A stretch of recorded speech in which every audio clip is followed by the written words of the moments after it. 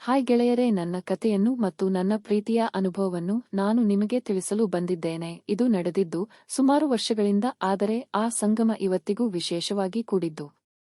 ಅದು ಮಂಗಳೂರಿನಲ್ಲಿ ಧಾರಾಕಾರವಾಗಿ ಸುರಿಯುತ್ತಿದ್ದ ಮಳೆ. ತನ್ನ ಕಚೇರಿಯ ಕೆಲಸ ಮುಗಿಸಿ ಮನೆಗೆ ಹೊರಟಿದ್ದ ಸಂತೋಷ್ ತನ್ನ ಬೈಕಿನ ಹತ್ತಿರ ನಿಂತು ಮಳೆ ನಿಲ್ಲುವ ಸೂಚನೆಗಾಗಿ ಕಾಯುತ್ತಿದ್ದ. ಆದರೆ ಮಳೆ ನಿಲ್ಲುವ ಬದಲು ಬಿರುಗಾಳಿ ಸಹಿತ ಇನ್ನಷ್ಟು ಜೋರಾಗತೊಡಗಿತು. ಅದೇ ಸಮಯದಲ್ಲಿ ಹತ್ತಿರದ ಕೆಫೆಯಿಂದ ಹೊರಬಂದ ಪ್ರಿಯಾಂಕಾ ತನ್ನ ಸಣ್ಣ ಛತ್ರಿಯೂ ಕೂಡ ಭಾರೀ ಗಾಳಿಗೆ ಬಾಗಿದ್ದನ್ನು ಕಂಡು ನಿರಾಶಳಾದಳು. ಅವಳಿಗೆ ಮುಂದಕ್ಕೆ ಹೋಗಲು ದಾರಿಯೇ ತೋಚದಂತಾಗಿತ್ತು. ಪ್ರಿಯಾಂಕಾಳ ಈ ಪರಿಸ್ಥಿತಿಯನ್ನು ಗಮನಿಸಿದ ಸಂತೋಷ್ ತಕ್ಷಣವೇ ತನ್ನ ಬೈಕಿನ ಹತ್ತಿರವಿದ್ದ ದೊಡ್ಡ ಶೆಲ್ಟರ್ಗೆ ಕೈಸನ್ನೆ ಮಾಡಿದ. ಇಲ್ಲಿ ಬನ್ನಿ, ಈ ಶೆಲ್ಟರ್ ಸ್ವಲ್ಪ ದೊಡ್ಡದಿದೆ ಎಂದು ಸಂತೋಷ್ ಕೂಗಿ ಹೇಳಿದ. ಪ್ರಿಯಾಂಕಾ ಬೇರೆ ದಾರಿ ಕಾಣದೆ ಓಡುತ್ತಾ ಬಂದು ಆಶ್ರಯ ಪಡೆದಳು. ತುಂಬಾ ಧನ್ಯವಾದಗಳು. ಈ ಮಳೆ ಯಾವಾಗ ನಿಲ್ಲುತ್ತೋ ಗೊತ್ತಿಲ್ಲ ಎಂದಳು ಪ್ರಿಯಾಂಕಾ ತನ್ನ ಒದ್ದೆಯಾದ ಕೂದಲನ್ನು ಸರಿಪಡಿಸಿಕೊಳ್ಳುತ್ತಾ. ಸಂತೋಷ್ ಆ ಕ್ಷಣ ಪ್ರಿಯಾಂಕಾಳನ್ನು ನೋಡಿದ. ಆ ಮಳೆಯ ವಾತಾವರಣದಲ್ಲಿಯೂ ಅವಳ ಕಣ್ಣುಗಳಲ್ಲಿನ ಕಾಂತಿ ಮತ್ತು ಅವಳ ಮುಖದಲ್ಲಿನ ನಗು ಸಂತೋಷ್ನ ಮನಸ್ಸನ್ನು ಸೆಳೆಯಿತು. ನಿಮಗೆ ಹೋಗಲು ತುಂಬಾ ಅರ್ಜೆಂಟಾ ಎಂದು ಸಂತೋಷ್ ಕೇಳಿದ.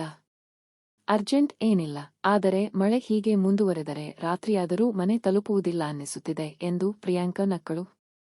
ಆ ಕ್ಷಣ ಅವರ ನಡುವೆ ಮಾತುಗಳು ಹರಿಯಲು ಪ್ರಾರಂಭವಾದವು. ಒಂದು ಅಪೂರ್ವ ವಿದ್ಯುತ್ ಪ್ರವಾಹದಂತೆ ಅವರ ಮನಸ್ಸುಗಳು ಪರಸ್ಪರ ಸಂಪರ್ಕ ಸಾಧಿಸಿದವು. ಹವಾಮಾನ, ಕೆಲಸ, ಹವ್ಯಾಸಗಳ ಕುರಿತ ಮಾತುಗಳು ಶೀಘ್ರವಾಗಿ ಆಳವಾದ ಭಾವನೆಗಳ ಕಡೆಗೆ ತಿರುಗಿದವು. ಕೆಲವೇ ನಿಮಿಷಗಳ ಪರಿಚಯದಲ್ಲಿ ಒಬ್ಬರೊಡನೊಬ್ಬರು ಮಾತನಾಡುವುದು ಅವರಿಗೆ ಬಹಳ ಸಹಜವಾಗಿ ತೋರಿತು. ಆ ಕ್ಷಣವೇ ಪ್ರೀತಿ ಹುಟ್ಟಿದ ಅನುಭವ ಅವರಿಬ್ಬರಿಗೂ ಆಯಿತು. ಇಬ್ಬರೂ ಮಾತನಾಡುತ್ತಾ ನಿಂತಿದ್ದರೂ ಅವರ ಕಣ್ಣುಗಳು ಮತ್ತು ಆತ್ಮಗಳು ಈಗಾಗಲೇ ಒಂದಾಗಿದ್ದವು. ತಕ್ಷಣ ಯೋಚಿಸದೆ ಅವಳಿಗೆ ಒಂದು ಮಾತನ್ನು ಕೊಟ್ಟೆ ಬಿಟ್ಟ. ಒಂದು ನಿರ್ಧಾರ, ನಿಲ್ಲದ ಪಯಣ. ಮಳೆ ಸ್ವಲ್ಪ ಕಡಿಮೆಯಾದಾಗ ಸಂತೋಷ್ ಧೈರ್ಯ ಮಾಡಿ ಕೇಳಿದ, ನನ್ನ ಅಪಾರ್ಟ್ಮೆಂಟ್ ಇಲ್ಲಿಗೆ ಕೇವಲ 5 ನಿಮಿಷದ ದಾರಿಯಲ್ಲಿದೆ. ದಯವಿಟ್ಟು ತಪ್ಪಾಗಿ ತಿಳಿದುಕೊಳ್ಳಬೇಡಿ, ಆದರೆ ನನಗೆ ಅನಿಸುತ್ತಿದೆ ಈ ಮಳೆಯು ಕೇವಲ ಒಂದು ಹಿನ್ನೆಲೆ ಅಷ್ಟೇ. ನಮ್ಮಿಬ್ಬರ ಮಾತು ಇನ್ನೂ ಮುಗಿದಿಲ್ಲ. ಒಳಗೆ ಬಿಸಿ ಕಾಫಿ ಕುಡಿದು ಮತ್ತಷ್ಟು ಮಾತನಾಡಬಹುದಲ್ಲವೇ? ಪ್ರಿಯಾಂಕಾಳ ಮನಸ್ಸು ಒಪ್ಪಿಗೆ ನೀಡಲು ತುಡಿಯುತ್ತಿತ್ತು.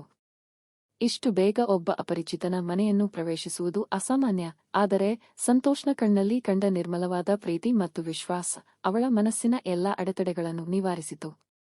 ಸರಿ ಸಂತೋಷ್, ಈ ದಿನದ ಈ ಭೇಟಿ ಕೇವಲ ಆಕಸ್ಮಿಕವಲ್ಲ ಎಂದು ನನ್ನ ಮನಸ್ಸು ಹೇಳುತ್ತಿದೆ ಎಂದು ಪ್ರಿಯಾಂಕಾ ಒಪ್ಪಿಕೊಂಡಳು. ಸಂತೋಷ್ನ ಮನೆಗೆ ಬಂದ ನಂತರ ಪ್ರಿಯಾಂಕಾ ಬಿಸಿ ಕಾಫಿ ಕುಡಿಯುತ್ತಾ ಕುಳಿತಳು. ಅಪಾರ್ಟ್ಮೆಂಟ್ ಹೊರಗೆ ಮಳೆ ಮತ್ತು ಗಾಳಿಯ ಆರ್ಭಟವಿತ್ತು, ಆದರೆ ಒಳಗೆ ಶಾಂತ ಮತ್ತು ಆತ್ಮೀಯ ವಾತಾವರಣವಿತ್ತು. ಕನಸುಗಳ ಆಯಾಮ. ಅವರು ಮಾತನಾಡುವುದನ್ನು ಮುಂದುವರೆಸಿದರು, ಆದರೆ ಈ ಬಾರಿ ಅವರ ಮಾತುಗಳು ಭವಿಷ್ಯದ ಕಡೆಗೆ ಹೊರಳಿದವು. ಅವರು ಕೇವಲ ಹವ್ಯಾಸಗಳ ಬಗ್ಗೆ ಮಾತನಾಡದೆ ತಮ್ಮ ಜೀವನದ ದೃಶ್ಯ. ಸಂತೋಷ್, ನಾವು ಇಬ್ಬರೂ ಒಟ್ಟಿಗೆ ಇದ್ದರೆ ಜೀವನ ಹೇಗೆ ಇರುತ್ತೆ ಎಂದು ಕಲ್ಪನೆ ಮಾಡಲು ಶುರು ಮಾಡಿದ್ದೇನೆ. ಪ್ರಿಯಾಂಕಾ ನಗುತ್ತಾ, ಖಂಡಿತ. ಒಂದು ಕ್ಷಣದಲ್ಲಿ ನನ್ನ ಎಲ್ಲಾ ಯೋಜನೆಗಳು, ನನ್ನ ಭವಿಷ್ಯದ ಮನೆಯ ಚಿತ್ರಗಳು ನಿಮ್ಮೊಂದಿಗೆ ಇರುವಂತೆ ಬದಲಾಗಿದೆ. ಸಂತೋಷ್ ಸೋಫಾದಿಂದ ಎದ್ದು ಕಿಟಕಿಯ ಬಳಿ ನಿಂತು ಮಳೆಯನ್ನು ನೋಡುತ್ತಾ ಹೇಳಿದ, ನಮ್ಮ ಜೀವನ ಹೇಗಿರಬೇಕು ಗೊತ್ತೇ? ಒಂದು ಸಣ್ಣ, ಸುಂದರವಾದ ಮನೆ. ಅಲ್ಲಿ ದೊಡ್ಡ ಕಿಟಕಿಗಳು ಇರಬೇಕು. ಹೀಗೆ ಮಳೆ ಬಂದಾಗ ನಾವು ಒಟ್ಟಿಗೆ ಕುಳಿತು ಆ ಕಾಫಿ ಕುಡಿಯುತ್ತಾ ಪುಸ್ತಕಗಳನ್ನು ಓದಬೇಕು. ನಮ್ಮ ಕನಸುಗಳು ನಮ್ಮ ಕೆಲಸಗಳಿಗೆ ಶಕ್ತಿಯಾಗಬೇಕು. ನಿಮ್ಮ ಆಂಬಿಷನ್ಗಳು ನನ್ನ ಬೆಂಬಲದಿಂದ ಈಡೇರಬೇಕು. ನನ್ನ ಸವಾಲುಗಳನ್ನು ನೀವು ಭಾಗ ಮಾಡಿಕೊಳ್ಳಬೇಕು. ಪ್ರಿಯಾಂಕಾ ಸಂತೋಷ್ನ ಬಳಿ ಬಂದು ಅವನ ಭುಜದ ಮೇಲೆ ತಲೆಯಿಟ್ಟು ಹೇಳಿದಳು, ನಾನು ಅದಕ್ಕಿಂತಲೂ ದೊಡ್ಡ ಕನಸು ಕಂಡೆ. ನಮ್ಮ ಮನೆಯಲ್ಲಿ ಒಂದು ದೊಡ್ಡ ಅಡುಗೆಮನೆ ಇರಬೇಕು. ಅಲ್ಲಿ ಪ್ರತಿ ಭಾನುವಾರ ನೀವಿಬ್ಬರೂ ಸೇರಿ ಹೊಸ ಹೊಸ ರೆಸಿಪಿಗಳನ್ನು ಪ್ರಯತ್ನಿಸಬೇಕು. ನಮ್ಮ ಪ್ರತಿಯೊಂದು ಜಗಳವೂ ಮತ್ತೆ ಪ್ರೀತಿಯಿಂದ ಕೊನೆಯಾಗಬೇಕು. ಮತ್ತು ಮುಖ್ಯವಾಗಿ ನಾವಿಬ್ಬರೂ ಈ ಮಳೆಯನ್ನು ಎಂದಿಗೂ ಮರೆಯಬಾರದು. ಪೆಂಡಿಂಗ್, ಇದು ನಮ್ಮ ಜೀವನದ ಅತ್ಯಂತ ಮುಖ್ಯವಾದ ರಾತ್ರಿ. ಸಂತೋಷ್, ಮುಖ್ಯವಾದ ರಾತ್ರಿ ಎಂದರೆ ಹೀಗಿರಬೇಕು. ಪ್ರಿಯಾಂಕಾ, ನೀನು ತಿಳಿಯದಂತೆ ನನಗೆ ಮುತ್ತು ಕೊಟ್ಟಿಯಲ್ಲ ಆಗಿರಬೇಕು. ಸಂತೋಷ್, ಹಾಗಂದರೆ ದಿನಾಲೂ ನಡೆಯುತ್ತಲೇ ಇರುತ್ತದೆ. ಪ್ರಿಯಾಂಕಾ, ನನಗೆ ಯಾವುದೇ ಅಭ್ಯಂತರವಿಲ್ಲ. ಸಂತೋಷ್, ಈ ರಾತ್ರಿ ಮಳೆಯ ಚಳಿಯಲ್ಲಿ ನಮ್ಮ ಮೊದಲ ರಾತ್ರಿಯ ಅನುಭವವನ್ನು ಮುಟ್ಟೋಣ. ಪ್ರಿಯಾಂಕಾ, ಯಾಕೆ? ಮೊದಲ ರಾತ್ರಿ ಬಗ್ಗೆ ನೀನು ಕನಸು ಕಂಡಿರುವೆಯಾ? ಸಂತೋಷ್, ಖಂಡಿತವಾಗಿಯೂ ನಾನು ಕಂಡಿರುವೆ. ನನ್ನ ಮೊದಲ ರಾತ್ರಿ, ಅದಂತೂ ಅಪರೂಪ ಸಂಗಮ ಆಗಿರಬೇಕು. ಪ್ರಿಯಾಂಕ್ ಅವನು ಹೇಳಿದ ಮಾತು ಕೇಳಿ ಸರಿಯಾಗಿದ್ದರೆ ಇವತ್ತು ಇಬ್ಬರ ಮೊದಲ ರಾತ್ರ ಕನಸನ್ನು ಈಡೇರಿಸಿಕೊಳ್ಳೋಣ. ಸಂತೋಷ್ ಸರಿಯಾಗಿದ್ದರೆ ಎಂದು ಅವಳನ್ನು ಎತ್ತಿಕೊಂಡು ಅವನ ರೂಮಿಗೆ ಕರೆದುಕೊಂಡು ಹೋದನು. ನಂತರ ಅವಳನ್ನು ಗಟ್ಟಿಯಾಗಿ ತಬ್ಬಿಕೊಂಡು ಮೆತ್ತನೆ ತುಟಿಗೆ ಚುಂಬಿಸುತ್ತಾ ನಂತರ ಅವನ ಶರ್ಟ್ ಅನ್ನು ತೆಗೆದುಹಾಕಿ ಅವಳ ಬಟ್ಟೆಯನ್ನು ತೆಗೆದ ಅವಳು ಈಗ ಬ್ರಾ ಅಲ್ಲಿ ನಿಂತುಕೊಂಡಿದ್ದಳು. ಆದರೆ ಅವನಿಗೆ ಕಂಡ ಬಿಳಿಯಾದ ಆಚೆಂಡುಗಳನ್ನು ಕಂಡು ಸ್ವರ್ಗದ ಬಾಗಿಲನ್ನು ನೋಡಿರುವ ದೃಶ್ಯದ ಹಾಗೆ ಒಂದು ಕ್ಷಣ ಮೈಮರೆತ, ಏಕೆಂದರೆ ಆ ಬಿಳಿಯ ಚೆಂಡಿನ ಆಕೃತಿ ಎಷ್ಟು ವರ್ಣಿಸಲು ಸಾಧ್ಯವಾಗದೇ ಇರುವಂತದ್ದು. ನಂತರ ಪ್ರಿಯಾಂಕ ನೋಡುವುದಾದರೆ ಪೂರ್ತಿಯಾಗಿ ನೋಡು, ಸ್ವಲ್ಪ ನೋಡಿದರೆ ಹೀಗೆ ನೋಡುತ್ತಿರುತ್ತೀಯಾ ಎಂದಳು.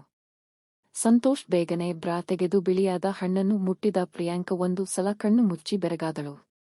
ಸಂತೋಷ್ ತವಕದಲ್ಲಿ ಅವಳ ಪ್ಯಾಂಟ್ ಬಿಚ್ಚಲು ಮುಂದಾದ. ಪ್ರಿಯಾಂಕ ಅವಳ ಎರಡು ಕೈಯನ್ನು ಮುಖಕ್ಕೆ ಚಾಚಿ ಅವಳ ನಾಚಿಕೆಯನ್ನು ತೋರಿಸುತ್ತಿದ್ದಳು. ಸಂತೋಷ್ ಪ್ಯಾಂಟ್ ಕಳಚಿದ ಮತ್ತು ಅವಳ ಇನ್ನರ್ವೇರ್ ಬಿಚ್ಚಲು ಎಳೆಯುತ್ತಿರುವಾಗ ಅವಳ ಬಿಳಿಯಾದ ಹೂ ಕಣ್ಣಿಗೆ ಕಾಣಿಸಿತು. ಅದನ್ನು ನೋಡಿದರೆ ಅದೊಂದು ಬಿಳಿಯ ಕೋಲ್ಡ್ ಕೇಕ್ ತರಹ ಕಾಣಿಸುತ್ತಿತ್ತು. ಅವಳ ರೂಪವನ್ನೆಲ್ಲ ಕಣ್ತುಂಬಿಕೊಂಡು ಒಂದು ಸಲ ಮುಜುಗರ ಆಗತೊಡಗಿತ್ತು. ಸಂತೋಷ್, ನಾನು ಲೈಟ್ ಆಫ್ ಮಾಡಲ್ಲ ಎಂದು ಕೇಳಿದ. ಪ್ರಿಯಾಂಕ ಕಣ್ಣು ಮುಚ್ಚಿಕೊಂಡಿದ್ದರಿಂದ ಸರಿ ಎಂದಳು. ಸಂತೋಷ್ ಲೈಟ್ ಆಫ್ ಮಾಡಿ ಕಿಟಕಿಯ ಕರ್ಟನ್ ತೆಗೆದ. ನಂತರ ಇಬ್ಬರೂ ಆ ಕತ್ತಲಿನಲ್ಲಿ ಒಬ್ಬರನ್ನೊಬ್ಬರು ತಬ್ಬಿಕೊಂಡು ಮುತ್ತು ಕೊಡುತ್ತಾ, ಸಂತೋಷ್, ಈ ಸೌಂದರ್ಯವನ್ನು ಎಲ್ಲಿ ಅಡಗಿಸುತ್ತೆ? ಕಾದು ಕುಳಿತಿದ್ದೆ. ಪ್ರಿಯಾಂಕ, ಇದು ನಿನ್ನ ಸ್ವತ್ತು, ಅದಕ್ಕೆ ಸಮಯ ಬರುವ ತನಕ ನಾನು ನಿನಗಾಗಿ ಕಾದು ಇದನ್ನು ನೀಡುವುದಕ್ಕಾಗಿ ಕಾಯುತ್ತಿದ್ದೆ. ಸಂತೋಷ್ ಅವಳನ್ನು ಗಟ್ಟಿಯಾಗಿ ತಬ್ಬಿಕೊಂಡು ಅವನ ಮೈಯ ಮೇಲೆ ಮಲಗಿಸಿಕೊಂಡು ಸೊಂಟವನ್ನು ಹಿಡಿದುಕೊಂಡಿದ್ದ. ಪ್ರಿಯಾಂಕ, ನಿನ್ನ ಈ ಭುಜ ನನಗೆ ತುಂಬಾ ಅಚ್ಚುಮೆಚ್ಚುಗೆ. ನಿನ್ನ ಎದೆಗೂಡಲ್ಲಿ ನನ್ನನ್ನು ಹೀಗೆ ಕಾಪಾಡಿಕೊಳ್ಳುವೆಯಾ? ಸಂತೋಷ್, ಖಂಡಿತವಾಗಿಯೂ. ನೀನು ಯಾವಾಗಲೂ ಇಲ್ಲಿಯೇ ಇರುತ್ತೀಯಾ ಕೊನೆಯವರೆಗೂ?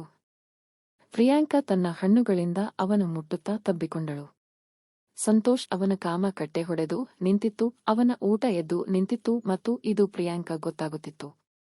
ಪ್ರಿಯಾಂಕ ಅದಕ್ಕೆ, ಏ ಕಳ್ಳ, ನಿನ್ನದೇನು ಇಷ್ಟು ಚೆನ್ನಾಗಿ ಎದ್ದು ನಿಂತಿದೆ ಎಂದು ಅವನ ತಮ್ಮನಿಗೆ ಕೈಯಲ್ಲಿ ಹೊಡೆದಳು. ಸಂತೋಷ್, ಅದು ನಿನ್ನ ಹೂವಿಗಾಗಿ ಕಾಯುತ್ತಿದೆ ಎಂದು ಉತ್ತರಿಸಿದ.